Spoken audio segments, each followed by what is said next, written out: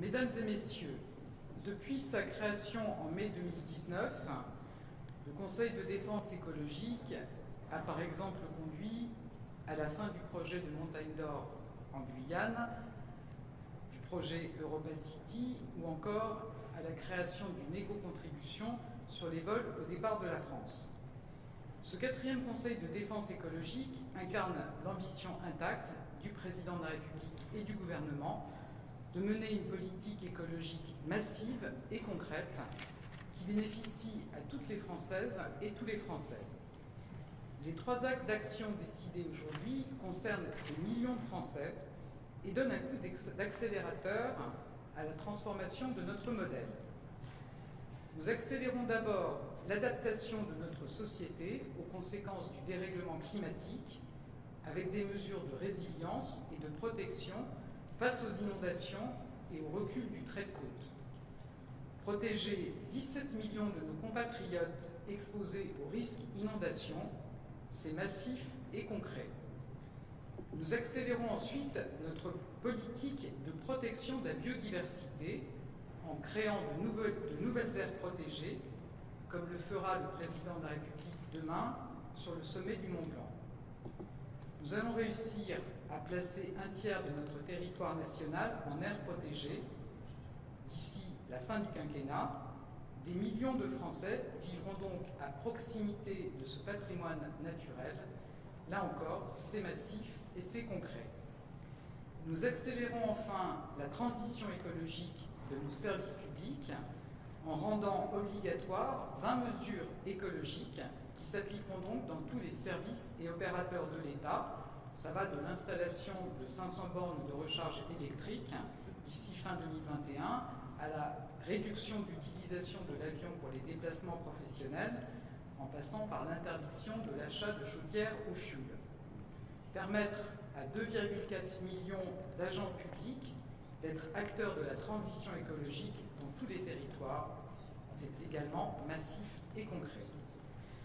Dans le détail, voici les principales politiques décidées dans ces 3 champs d'action. D'abord, pour accélérer l'adaptation de notre société aux conséquences du dérèglement climatique. Donc, nous l'avons vu à l'automne dernier ou les années précédentes, que ce soit dans le Var, dans l'Aude, dans les Alpes-Maritimes, les inondations détruisent des vies et des villes.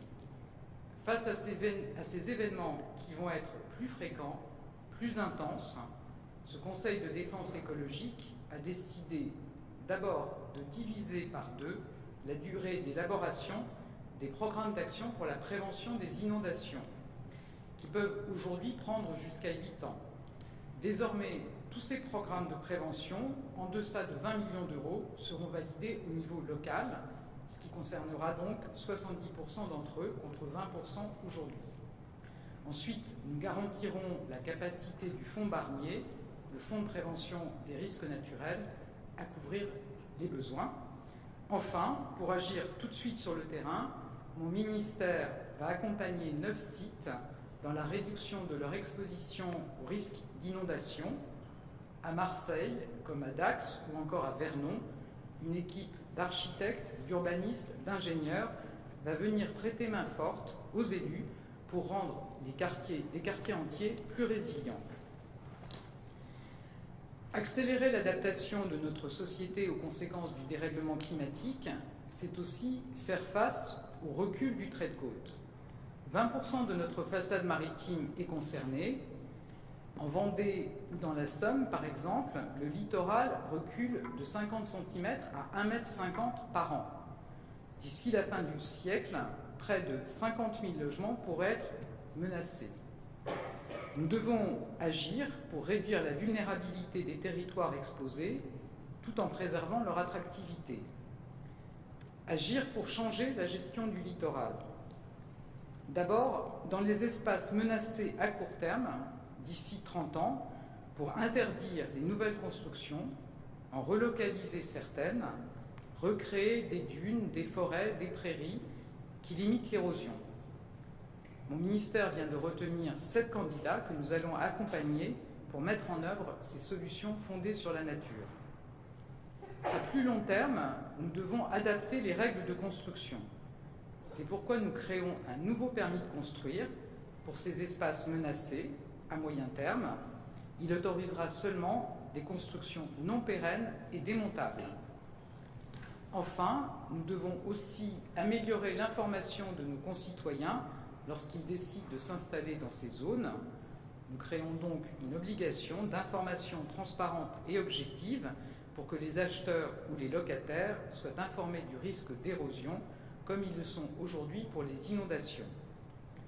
Ces mesures, je le redis, ce sont plus de 17 millions de Français qui seront ainsi mieux protégés. Notre second axe d'accélération, je vous l'ai dit, c'est la protection de la biodiversité. Le président a été clair, d'ici 2022, 30% de notre territoire sera sous le statut d'aire protégée, sur terre comme en mer. 10% sera placé sous protection forte. C'est une nouvelle place laissée à la nature au quotidien. Donc nous avançons avec la création de parcs régionaux, 4 parcs régionaux, avec le plus grand parc de forêt d'Europe, en Bourgogne et en Champagne, créé fin 2019, où j'étais il y a 3 semaines. Et demain, avec le déplacement du président de la République, qui sera l'occasion d'acter une nouvelle protection du sommet du Mont Blanc, à travers d'un nouvel outil, l'arrêté de protection des habitats naturels. Cette ambition que nous avons en France pour la biodiversité nous donnera de la force pour les négociations internationales. L'année 2020 est cruciale puisqu'il s'agit de faire pour la biodiversité ce que nous avions réussi pour le climat avec l'accord de Paris en 2015. Nous avons 2 échéances, le Congrès mondial de la nature à Marseille en juin, qui doit nous servir de tremplin pour la COP15 qui se tiendra en Chine en octobre. Et pour cette COP15, notre objectif, c'est notamment d'avoir un cadre international pour que 30% de tous les territoires nationaux soient protégés d'ici la fin de la décennie. Le 3e volet de ce Conseil de défense écologique, c'est l'accélération de la transformation écologique de nos services publics. Les 2,4 millions de femmes et d'hommes qui s'engagent chaque jour pour les Français dans les services de l'État doivent être un moteur, une force de frappe pour la transition écologique. En rendant obligatoire 20 mesures concrètes pour des services éco-responsables, nous répondons à leur attente de faire de la puissance publique un accélérateur concret de la transition écologique, pour que chaque fonctionnaire, chaque contractuel soit au quotidien un agent du changement. Ces 20 mesures vont être déployées au cours de l'année pour l'ensemble des services de l'État, de ses établissements publics et de ses opérateurs, des collectivités territoriales, leurs groupements, où les hôpitaux volontaires pourront également rejoindre le mouvement. Je ne vais pas vous faire la liste des 20 mesures. Je pourrais mentionner que dès juillet, chaque agent de la fonction publique de l'État se rendant au travail à vélo ou en covoiturage pourra bénéficier d'un forfait mobilité durable de 200 €, que dès juillet toujours, l'État n'achètera plus aucun plastique jetable, ni pour les lieux de travail, ni dans ces événements, que lors des remplacements de matériel, l'État proposera systématiquement aux associations et aux acteurs de l'économie sociale et solidaire de les reprendre, que dès cette année, nous allons arrêter l'utilisation de tous les produits phytopharmaceutiques pour l'entretien de nos espaces, qu'ils soient ouverts ou non au public. Dans les cantines, ce sont dorénavant au moins 50% de produits de qualité et durable, donc au moins 20% de bio qui seront servis. Voilà, donc protéger notre société et la biodiversité, transformer la puissance publique. Vous le voyez, ce 4e Conseil de défense écologique était dense. Les décisions que nous avons prises aujourd'hui concernent des millions de Français et c'est bien ainsi que nous allons plus loin, plus vite dans la transition écologique et solidaire.